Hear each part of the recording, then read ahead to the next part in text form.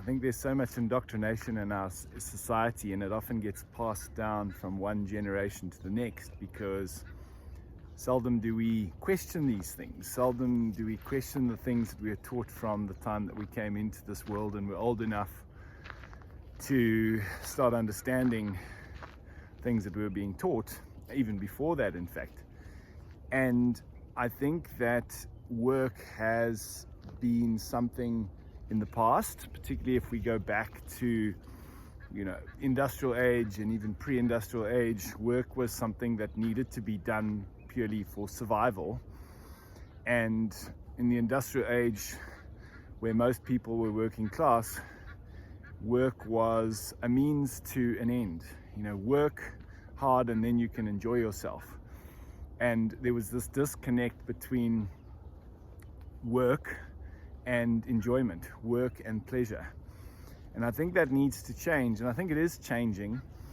But I was doing some contemplation around it, and so many people I find that I work with are really searching for more, and not more in the sense of quantity, but more in the sense of truth, and more in the sense of fulfillment. Because so many people are reaching a point in their jobs, in their careers, where maybe they've achieved a lot, and it's like, okay, and now what? Or maybe they just keep struggling to make ends meet, and work is something that probably for a lot of people can often feel heavy. And often people are searching for that sense of purpose. So what does that mean? Well, if you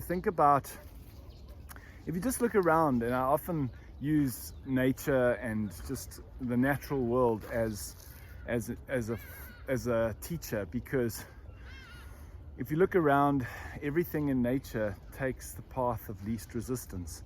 Let's take a stream. A stream flows down the path of least resistance. Why is it then that we as human beings feel that we have to take the hard path? And by hard, I don't mean a path that is challenging sometimes. I think we all need that challenge. By hard, what I mean is when we are resisting, we're pushing against life rather than flowing with life. And so even a stream, will sometimes the path of least resistance is over rocks, and sometimes there's rapids and it's choppy. And I think that reflects life. Sometimes the inspired path is choppy, it is challenging, but it's still the path of least resistance. When we're trying to resist the natural flow, and we're trying to direct our lives to where we want them to go consciously, that's when we resist. That's when we're resisting. So how do you do this? Well, the word enthusiasm comes from the Greek word entheos. I may not be pronouncing it right, but entheos. And that word means the God within. The God within. So what does that mean? Well, that means that divine purpose, that divine inspiration within you. And we all have that. We're all here for a reason. We're all here for a purpose. And if you start to think about and notice, where is your enthusiasm strongest? Where's your enthusiasm most palpable?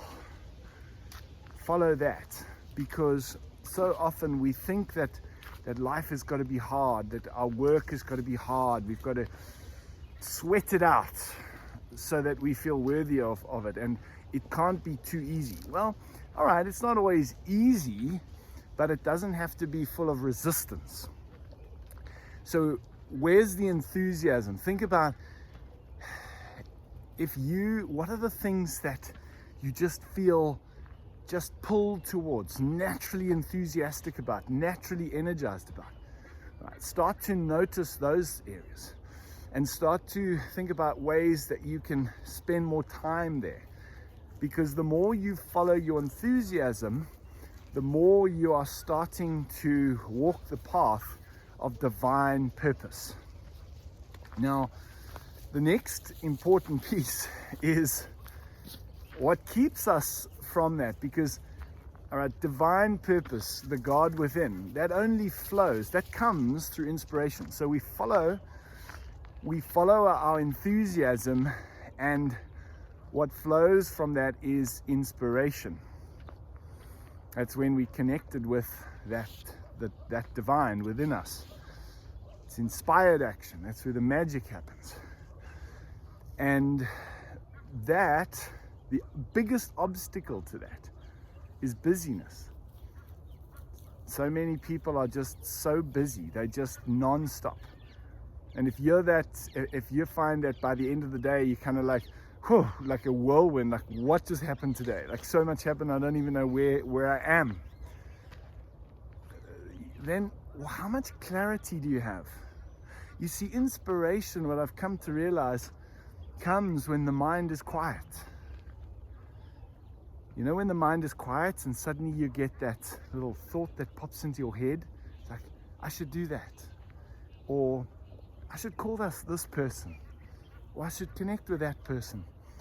Or I should create this, or I should start that. Okay, that little kind of spontaneous thought that pops into the mind requires a quiet mind. And it doesn't happen when there's a busy mind. So how do you get out of busyness? Well, it's a tricky one, because I think there's this collective pull into busyness.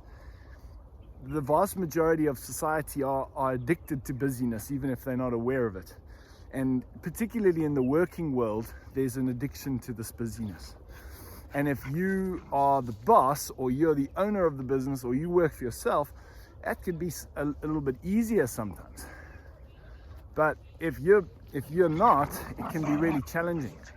So the question that I would encourage you to ponder is, are you addicted to busyness? Because I've chatted to some business leaders who are actively working towards making people's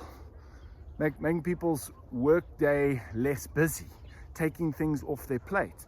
And even though they've communicated this intention, they say that they almost physically have to take the things off people's desk, because there's this, I suppose, fear that if I'm not busy, then I'll not be seen as valuable, or I'll not be seen as being productive. So sometimes we need to first check in with ourselves and ask, are we the root of the problem for ourselves? And then the other thing, and if we are, right, then what do we need to let go of? The other thing then is start to really become more conscious in your day. Start to really think about the things that you have on your plate, and interrogate them. How much of what you have on your plate must be done today? Sometimes, there's a thing called precrastination, and I used to be caught in this trap until I understood what it was. And precrastination is the opposite of procrastination. Procrastination is like leaving stuff and leaving it until maybe the last minute. Precrastination is hyper proactivity. It's when a person is so proactive, they're trying to get everything done so quickly and so ahead of time. And what I found in myself was that was what was creating a lot of my busyness. Precrastination. I was trying to get things done so proactively and so quickly that a lot of times the things that I had done, by the time they then really needed to be done, I had to redo them because things had changed. Or in some cases, they actually didn't even need to be done.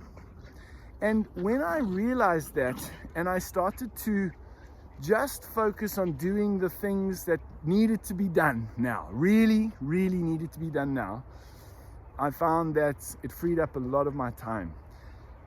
So it's important to start just really analyzing, thinking about, interrogating what is taking up your time and what's driving that? Because until you get rid of that busyness, then you can say goodbye to inspiration, because you won't hear it. You won't have the space. There won't be the space and the quietness to actually hear that inspiration. Okay, so that's and then the third piece is being present. And being present is something that I'm learning about. I'm really, for the first time in my life, really learning about this and starting to recognize the power of presence.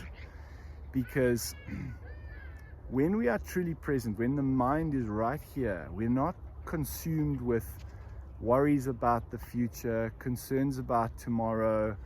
We're not getting caught up and hooked into all the mind generated stories and so on. When we are fully here, we're feeling the body, we're feeling what we when you look around, you're actually seeing things. Because there's a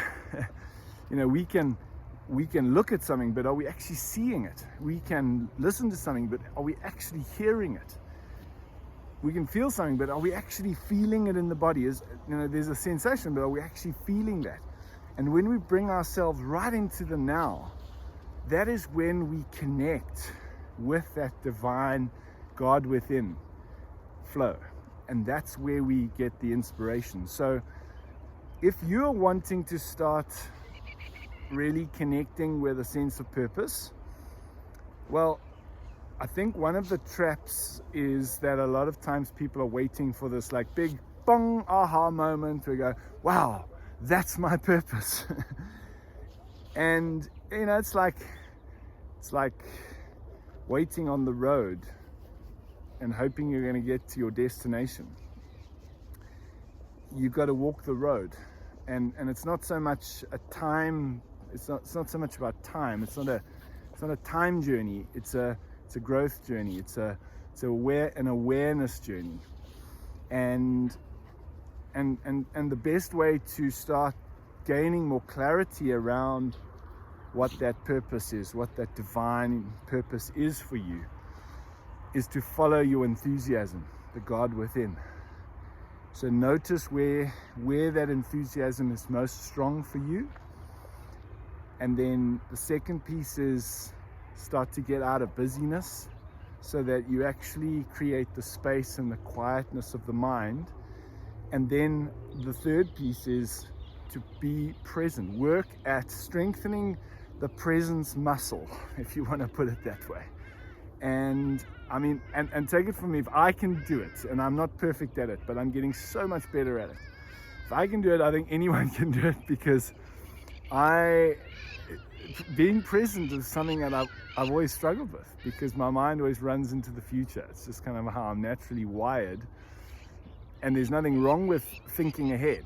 There's nothing wrong with that. But if that's where we live, then we're disconnected from the present, and the present is the only thing that actually exists.